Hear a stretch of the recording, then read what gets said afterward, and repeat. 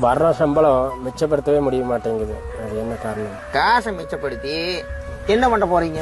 வாடகை வீட்டுல இருக்கிறீங்களா, சொந்த வீட்டுல இருக்கிறீங்களா? வாடகை வீடு. சொந்த வீட்டை மட்டும் வாங்கி என்ன பண்ண போற? இப்ப இந்த உடம்பே வாடகை கொடுங்க.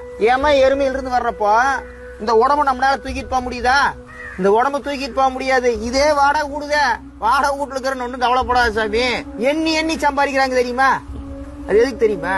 நம்ம பேரனோட பையனும் என்னாம செலவு பண்றதுக்கு பத்திரத்தை படிச்சு வாங்குவாங்க. இத்தனை சென்ட்டுங்க இருக்குது, இத்தனை அடி இருக்குதுன்னு. அது எதுக்குன்னு தெரியுமா?